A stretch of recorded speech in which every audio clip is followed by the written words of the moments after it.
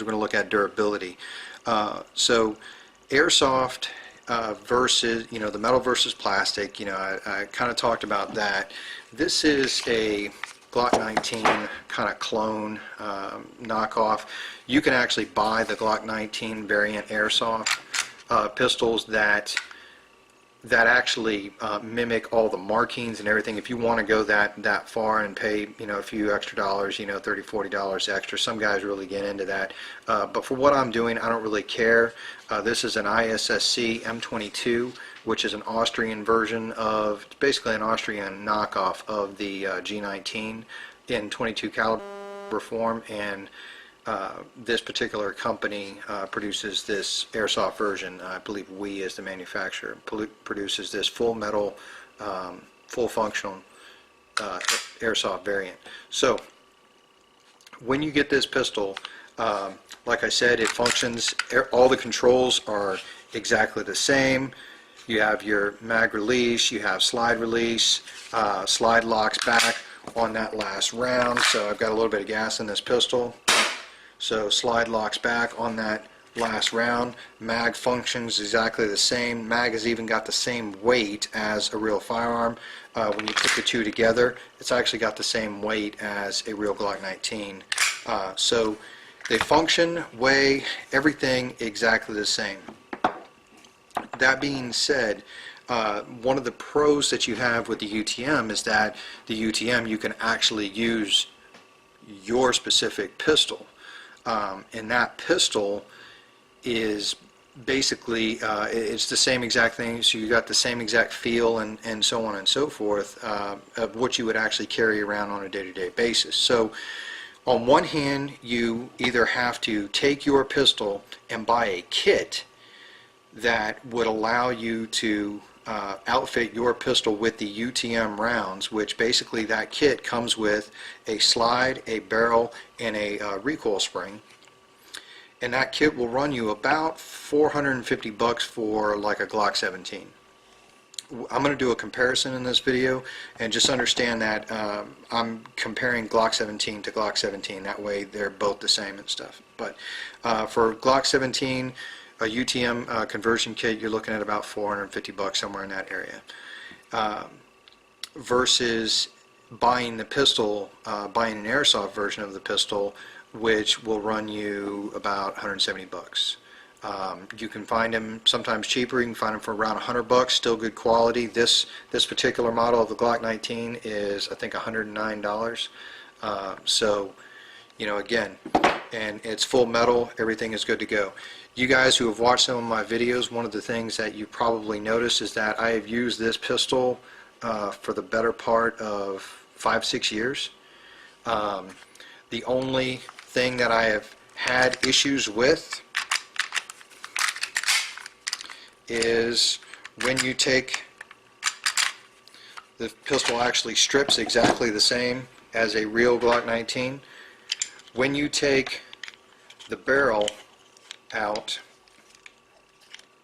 one of the things that you're going to have is you have your barrel, looks almost exactly like a real Glock 19, but then on the inside, this is actually your functioning barrel.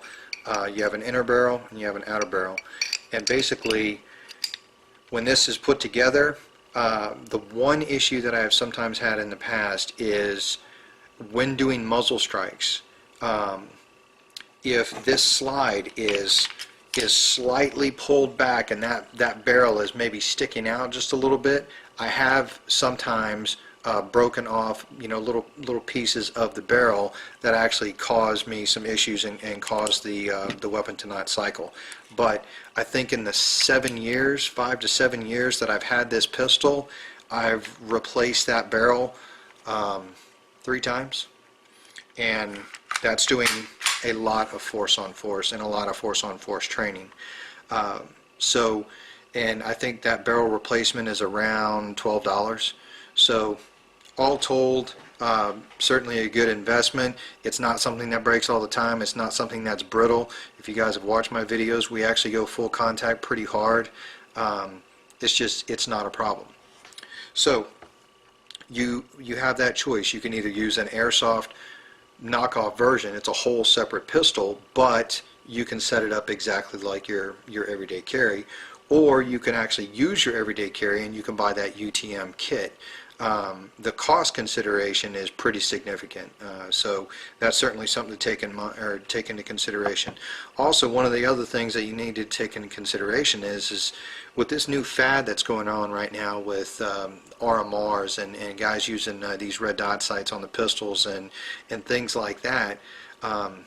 Me personally, I'm not going to take a $700 RMR on my real pistol and take it into a combatives class where I'm basically just going to pop my slide off or something like that and end up muzzle striking somebody in the face with this thing and busting a $700 sight.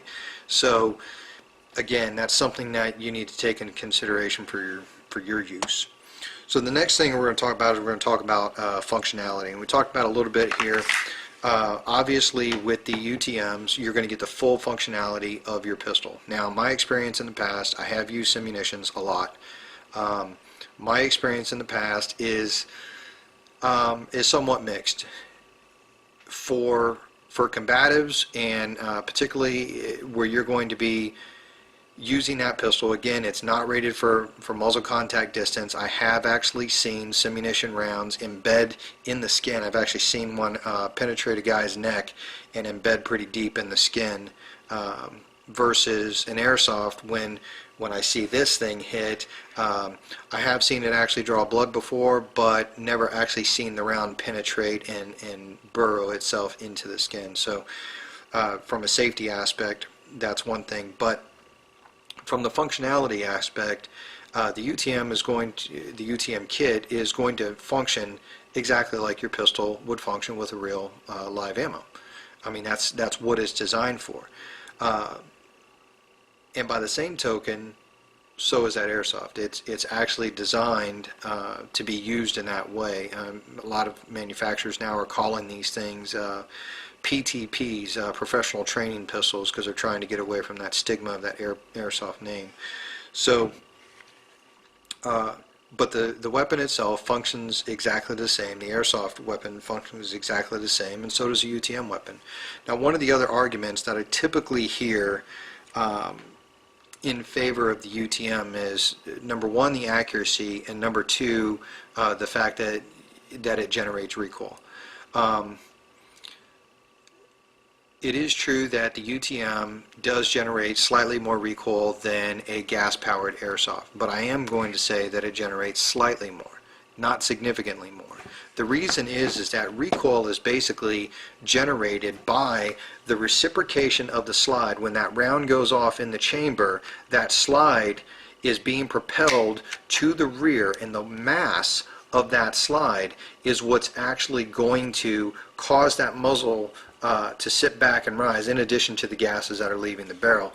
But what you have is this slide, this giant chunk of metal, pushing back at an extremely quick speed and then sliding forward again.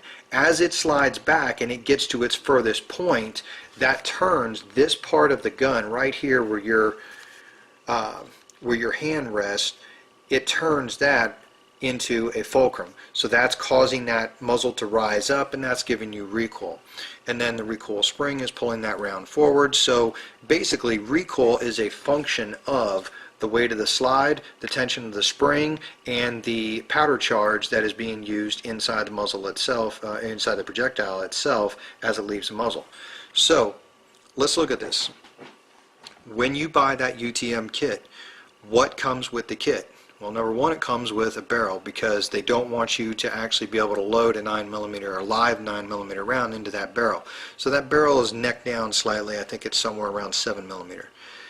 So it's going to come with a barrel. That doesn't really play a whole lot into the recoil factor at all, but it does come with a slide.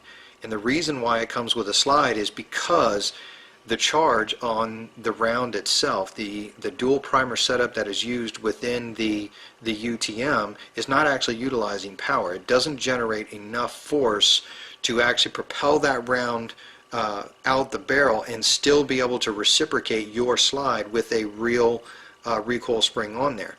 So because of that, what they do is they use a slide that is lighter than your normal slide. They also use a recoil spring that is lighter than your normal recoil spring. And as a result of that, you have reduced powder, you have reduced weight on the slide, and you have reduced tension on that recoil spring, all three things that are functions of recoil on the pistol.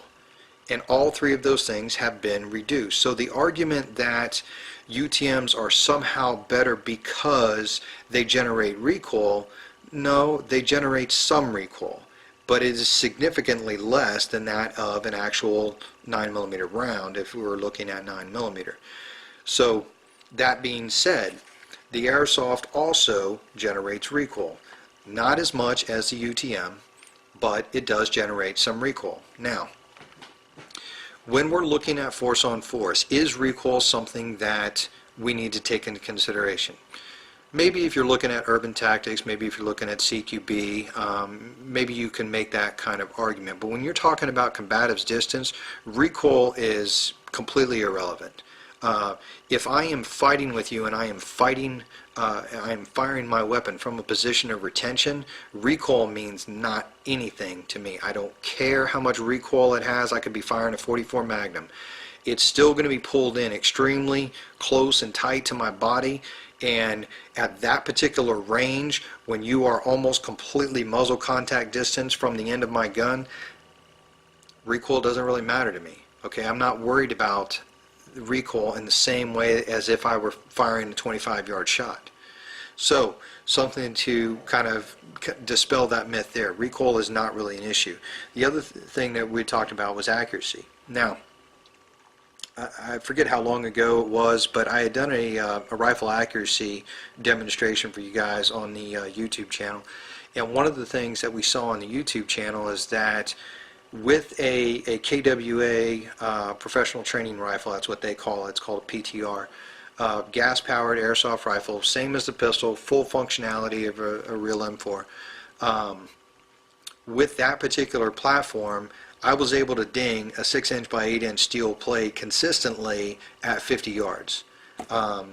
That is plenty reasonable for doing even things up to maybe CQB and maybe some small urban tactics and things like that, but it is certainly more than sufficient for doing combatives, because accuracy, when you're talking about being this far away from somebody, it doesn't matter. Okay. Also, we have to understand, I told you we were going to talk about the weight of the BBs. One of the arguments that's kind of made against airsoft all the time is the fact that the weight of the BBs, or that the BBs themselves rather, sometimes go and they curve off in different directions, and they're so unpredictable. That's because you're a moron. The fact of the matter is inside the chamber there is a setting in there called a hop-up. And basically what you do is you're going to take that hop up and you're going to adjust it to adjust that curve out.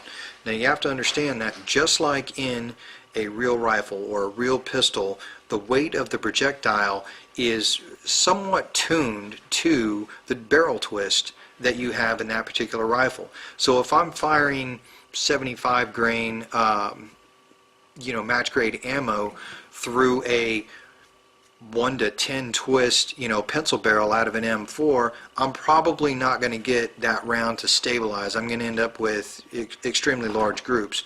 Versus if I took that same 75 grain match grade ammo and I fired it through maybe a 1 to 7 twist, it's probably going to spin that round quick enough that it stabilizes. Now, you can also take a 55 grain and fire it through that 1 to 7, and it will actually twist it to the point where you can end up with some destabilization in the round itself. So understand that just like in real firearms, where the weight of the projectile needs to be somewhat tuned to the twist of the barrel, the same thing has to be said about the airsoft also. You don't take a .7 gram BB and stick it in a pistol like this that's firing only 300 feet per second. What you want to do is you want to use something that is at least a .2 gram. If you're going to Walmart and you're buying those cheap .12 gram, yeah, you're going to run into two problems. Number one, you're probably going to run into those BBs actually shattering inside the gun, because this thing fires with enough force that it will actually shatter those cheap BBs. But the other thing that you're going to end up with is you're going to end up with those rounds not being able to stabilize because they don't have enough mass and they're not being twisted down the barrel at that same rate. So that is something to talk about. Even though the barrel itself does not have a barrel twist, that hop up is what actually puts a spin on the BB itself, which gives you somewhat of a rifling effect and helps to stabilize that round. So if you're going to use airsoft and you're going to be using this thing at a distance, 10, 25, 30 yards, whatever, and you want this thing to be more accurate, you need to understand how to tune the gun to be able to do what you want it to do. These things are every bit as accurate as UTMs. Well, let me rephrase that. They're probably not quite as accurate as UTMs out to 30, 40 yards if you're talking about a pistol. A rifle, I would probably stack up against a UTM. But pistol for pistol, UTM is probably going to be slightly more accurate, but we're talking about, I think the stated group size for UTMs is somewhere like around 1¼ inches at 32 yards. At 32 yards with this, I'm probably going to end up with maybe a 4-inch group. But when we're talking about using this thing for combatives, I'm not fighting you at 32 yards away. I'm fighting you at about maybe 32 inches away. So accuracy becomes less of an issue.